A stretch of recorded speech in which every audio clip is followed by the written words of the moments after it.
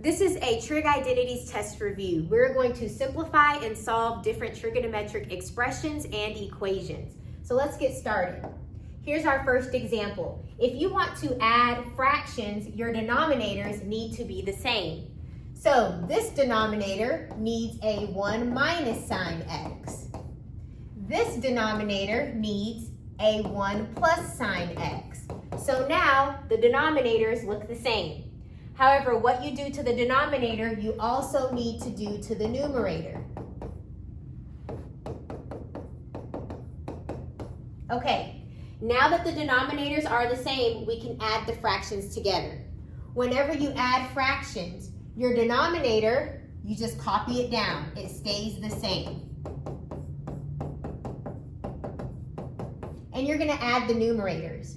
So 1 times anything is just itself. So this is still 1 minus sine x plus 1 plus sine x.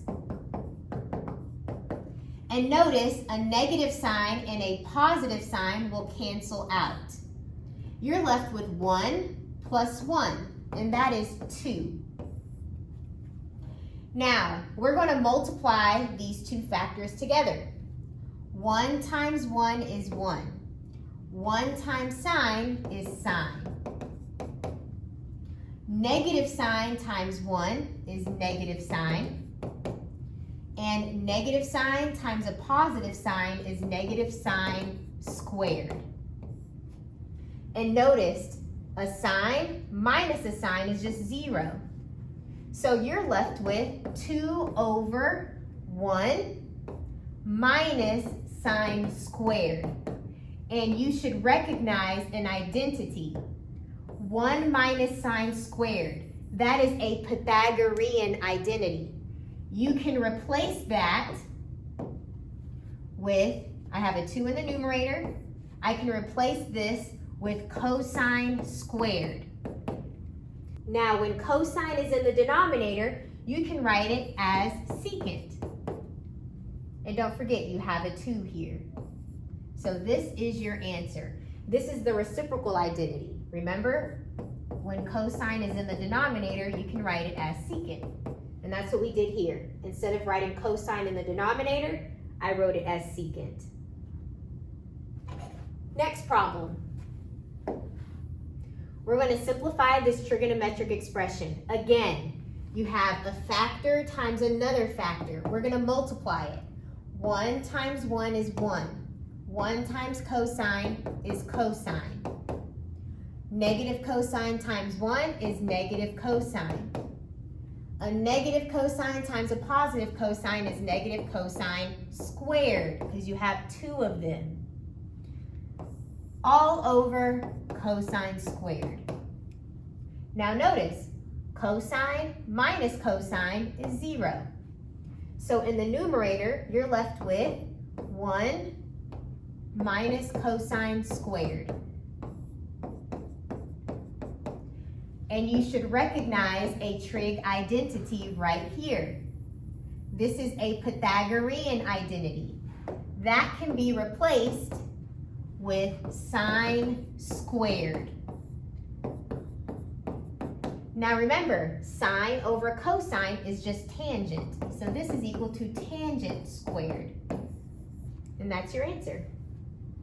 Now we're going to solve this trigonometric equation. So I need 2 numbers that multiply to 1 and add to 2. That's 1 and 1. So I'm going to have cosine x plus 1 and cosine x plus 1. Set it equal to 0 and solve. Since they're both the same, I'll just pick one of them. And if you solve it, you'll get cosine x equals negative 1. So we need to find at what angle does cosine equal negative 1. You have to think about the unit circle. Here, cosine is equal to negative 1, and that's at the angle 180 degrees. So that's your answer. You could also say pi. So the answer is x has to be 180 degrees for cosine to be negative 1. Or you could say pi. Next problem. First, you have to move the 2 to this side. So when you move the 2 over, it becomes a minus 2. So I need two numbers that multiply to 2 times negative 2 is negative 4, and it needs to add to 3. So that's 4 and negative 1. If you multiply them, you get negative 4. If you add them, you get 3. So because my leading coefficient is not 1, you can't just go straight to your factors like we did in this problem. Here, your leading coefficient is 1, so you can just go straight to your factors. However, since our leading coefficient is not 1, we're going to have to do grouping. So your first term stays the same, and your last term stays the same.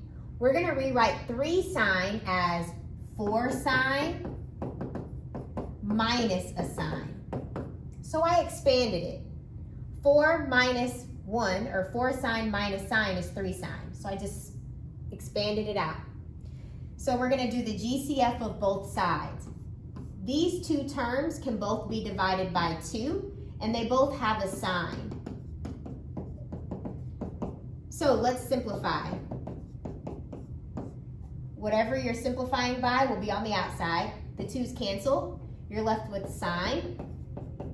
4 divided by 2 is 2, because those canceled. And if you were to distribute it, you'll get back what you started with. Okay? Over here, these can be divided by negative 1. So negative 1 is on the outside. You're left with sine. A negative over a negative is a positive. So notice, your parentheses match. That means we did it correctly. If your parentheses do not match, then you need to go back and find your mistake. So whatever matches, that is one of your factors. What is on the outside is your other factor. So we have 2 sine x minus 1.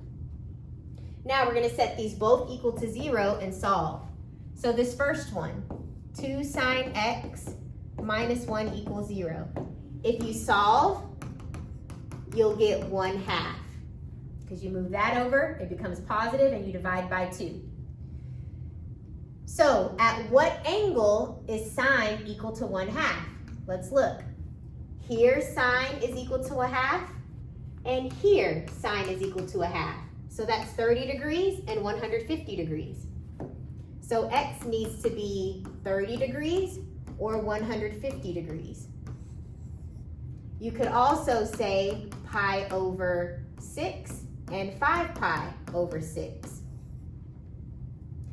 Your next factor, you set it equal to 0 and solve. So you'll get sine is equal to negative 2. The smallest number on the unit circle is negative 1. The biggest number on the unit circle is a positive 1, okay? So this is not on the unit circle.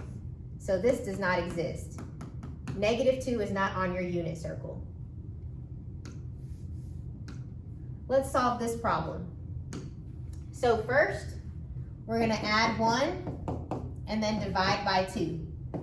So you'll get sine squared is equal to 1/2. To get rid of a squared, you're going to square root both sides so that those cancel. And you'll square root this side. So sine is equal to plus or minus, because when you square root both sides, you'll have both a positive answer and a negative answer. The square root of 1 is 1, and you get the square root of 2. You cannot have a square root in the denominator. So we're going to multiply by square root of 2 over square root of 2. Now remember, anything divided by itself is just 1. So technically, you're just multiplying by 1. 1 times the square root of 2 is the square root of 2. Square root of 2 times square root of 2 is just 2. So we have plus or minus the square root of 2 over 2.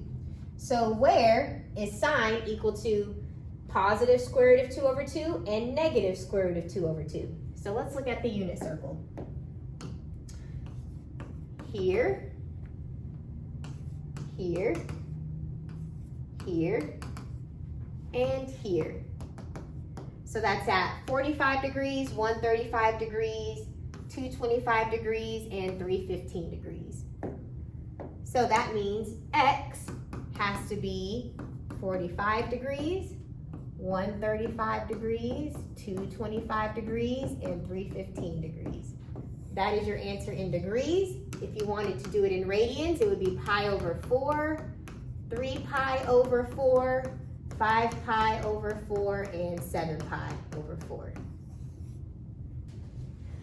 Okay, so if you look under the even and odd properties, cosecant with a negative on the inside is negative cosecant.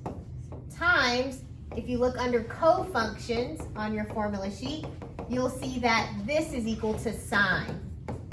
And these are reciprocals of each other. They equal 1, but I can also show you. Cosecant is 1 over sine, and this can just stay the same. Those cancel out, you're just left with negative 1.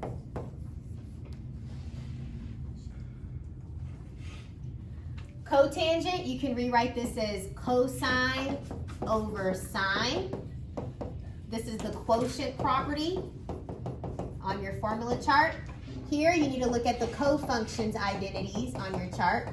This is equal to sine.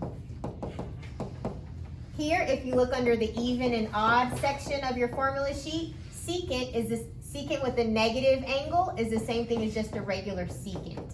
Okay, those are the same thing. And secant can be written as 1 over cosine. If you also look under even and odd, tangent with a negative on the inside is negative tangent, okay?